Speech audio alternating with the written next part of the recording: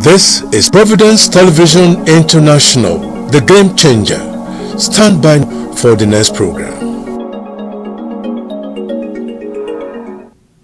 Ex-General Prabowo, once accused of right abuses, takes up presidency of world's third largest democracy. And Sudan's army claims first defection of senior RSF commander. This is the world news. Good afternoon. Thanks for joining us on the World News on Providence Television International. My name is Edna Caesar Garrick. And now the details. Prabowo Subianto has promised to combat corruption in Indonesia as he took oath as the president of the world's fourth most populous country. The 73-year-old general and defense minister was sworn in parliament on Sunday to succeed populist leader Joko Widodo. Prabowo, facing allegations of right abuses as a military commander, swept the elections in February to lead the country of 280 million people. In his inaugural speech, the country's eighth president promised to make Indonesia more self-sufficient. He said while he wanted to live in democracy, it must be polite. Prabowo, who previously sought the presidency 3 times, also assured that he would be president for all Indonesians and challenged the nation to help him deal with the country's problem. He was joined in the swearing-in ceremony by his running mate, Gribian Rakabumin Raka, 37, the eldest son of Widodo. The police and the military placed strict security measures, deploying at least 100,000 personnel across Jakarta, including snipers and anti-riot units.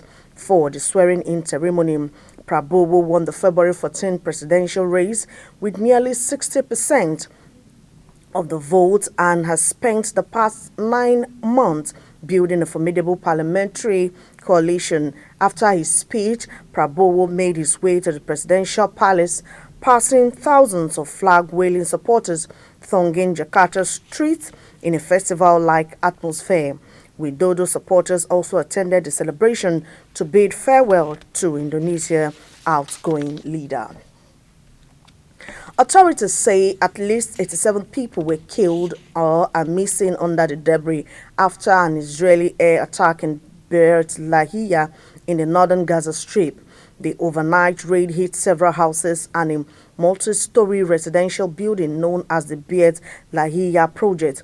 On Sunday, Gaza's Ministry of Health said 87 people were killed or missing under the rubble after the attack, adding that more than 40 people were injured. Rescue efforts have been hampered by a communications blackout and road obstructions in the north of the enclave, where a 16-day Israeli military siege has cut off access to food, water, medicine, and essential services.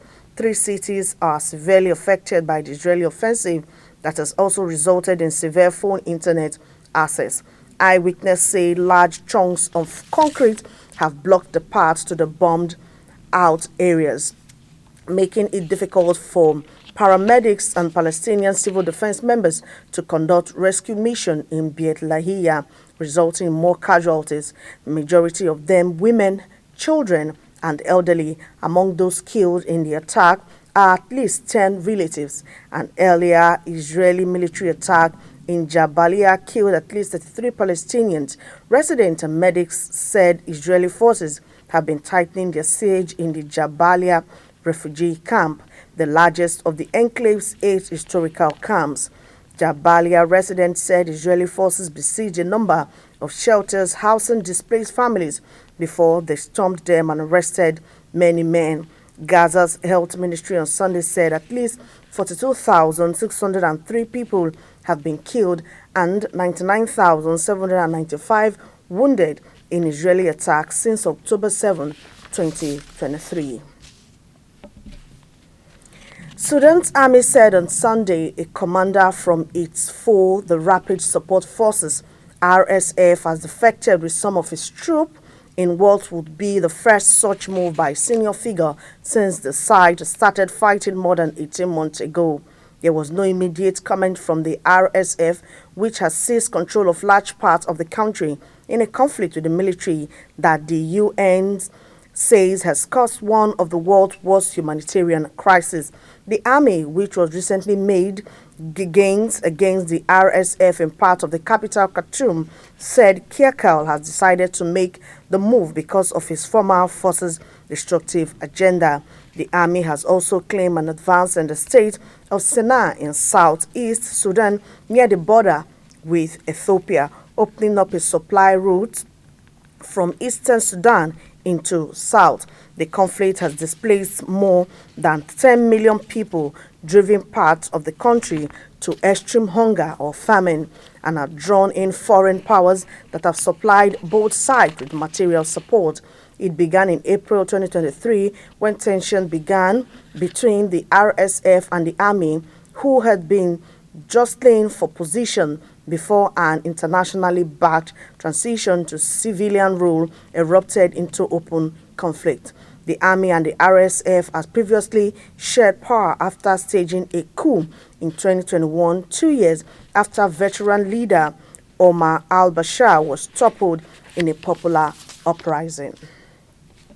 Secretary of Defense Lloyd Austin arrived in Kiev early Monday morning as the future of U.S. aid to Ukraine hangs in the balance of the imminent U.S. presidential election and as Russia continues to make small but steady gains on the battlefield. Austin will meet with Ukrainian President Volodymyr Zelensky and Defense Minister Rustem Umerov while in Kiev to discuss Ukrainian weapon needs and how the U.S. can continue to support the country's military over the next year. The secretary's visit will also serve as a moment for him to step back and look at the arc of the U.S.-Ukrainian relationship over the last 2.5 years of war. A senior defense official said the official noted it will not be a victory lap. The Ukrainians are in a very tough situation against the Russians heading into winter. That is, despite the heavy Western sanctions imposed on Russia's economy in response to its invasion. Billions of dollars worth of military equipment the U.S. has surged to Ukraine and the multinational coalition that the Biden administration rallied from the earliest days of the war to help Ukrainian troops beat back up the Russians' advances. Loud explosions were heard in the Ukrainian capital Kiev in the early hours of Monday in a stark illustration of the daily bombardment the country still faces more than 2.5 years in Moscow grinding war. City authorities said air defenses have been activated. If you are just joining us, this is the World News on Providence Television International. We'll go on a break now. When we return, the World News continues.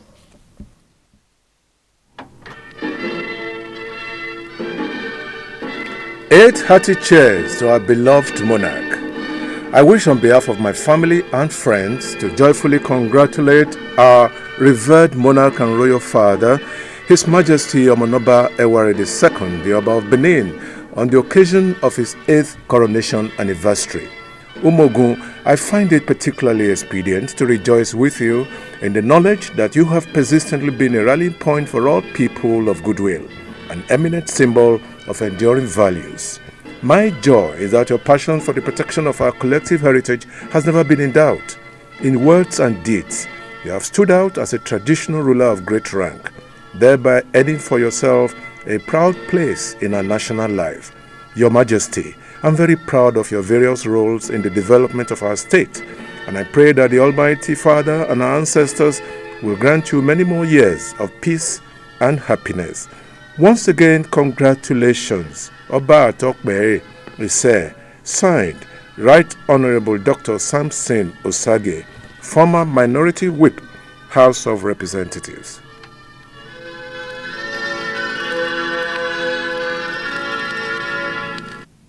Thanks for being there. The president of the Boys Brigade Edo State Council, Sir Dr. Bibowe Braid, has congratulated His Royal Majesty Omonoba Ewai II, the Oba of Benin, on his 8th coronation anniversary. Dr. Bray commended the monarch leadership, stating that the Omonoba's qualities of wise guardians and vision have brought immense development and unity to the Benin Kingdom and Edo State at large. He praised the Oba's efforts in promoting Edo State's rich cultural heritage and traditions and wished the monarch continued good health, wisdom, and prosperity. The Boys Brigade Edo Council President also reaffirmed the council's commitment to serving the community and upholding the values of discipline, integrity, and service. The federal government has been urged to explore other avenues of power generation in its bid to enhance the power sector in Nigeria.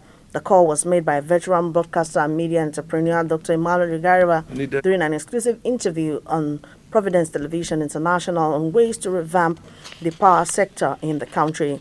Dr. Igariba stressed the need for undergraduates of the Faculty of Engineering in universities across the nation to engage in in-depth research and production of power-generating stations within campuses to lessen the burden on private distribution companies across the nation. The veteran broadcaster also called on the federal government to create an enabling environment for the mass production of solar panels across the nation in a bid to reduce dependence on hydro-powered electricity and a source of employment for youth. In this country of 200 million people. And the way forward, I must tell you, is to have nuclear reactors. You know, not just thermal stations and all of that. We can go the way of Western countries. We have the resources in this country. All right? Nuclear. Let's go nuclear. That way, even though it's expensive, we can do it. Nigeria has reached a point in time where we should begin to think more of that rather than thermal stations and all sort of things. And look at the pipeline. You are supplying gas to a station that is almost 500 kilometers away. There are damages along the way. Fire outbreaks. These things are not working. They are not working. The Nigerian police have decried the spate of jungle justice in parts of the country, cautioning against its consequences on criminal justice administration, rule of law, and global reputation. The police public relations officer ACP Olumuyiwa Adejobi disclosed this on Sunday while condemning the trend of jungle justice in the country, describing it as a deplorable and savage behavior. ACP Adejobi noted that the act is a betrayal of justice and due process, which undermine the rule of law, fundamental principles, and ideals of human rights and justice. A bill seeking to prohibit gas flaring in Nigeria, ensure compliance with international standards, and promote environmental sustainability may be listed for a second reading on the floor of the House of Representatives next week. Sponsored by the member representing Ikorodu Federal Constituency of Lagos State, Honorable Babajimi Benson, the bill seeks to encourage the utilization of natural gas resources to promote economic growth and reduce carbon emissions. The bill, titled Anti-Gas Flaring Prohibition and Enforcement Act 2024, is aimed at the prohibition of flaring and venting of natural gas in Nigeria. If enacted, the bill shall apply to all oil and gas operators, licenses, and contractors engaged in the exploring, production, and processing of petroleum resources in Nigeria. With that, we've come to the end of the world news. But before we go, let's take a look at some top stories that made headlines. We brought you the report from Ukraine, which says Secretary of Defense Lloyd Austin arrived in Kiev early Monday morning as the future of U.S. aid to Ukraine hangs in the balance of the imminent U.S. presidential election and as Russia continues to make small but steady gains on the battlefield. Austin will meet with Ukrainian President Volodymyr Zelensky and Defense Minister Rustem Umerov while in Kiev to discuss Ukraine's weapon needs and how the U.S. can continue to support the country's military over the next year. We also told you that Sudan's army said on Sunday commander from its foe, the Rapid Support Forces RSF, has affected with some of its troops in what will be the first such move by a senior figure since the side started fighting more than 18 months ago. There was no immediate comment from the RSF, which has seized control of the large part of the country in a conflict with the military that the United Nations says has caused one of the world's worst humanitarian crises. And authorities say at least 87 people were killed or are missing under the debris after an Israeli air attack in Beit Lahia in the northern Gaza Strip. The overnight raid hit several houses and a multi-story residential building known as the Beit Lahia project. And finally, Prabowo Subianto has promised to combat corruption in Indonesia as he took oath as the president of the world's fourth most populous country. The 73-year-old general and defense minister was sworn in Parliament on Sunday to succeed populist leader Joko Jokowi Widodo. That's our package. Thanks for joining us. Edna Zagari is my name. Good afternoon.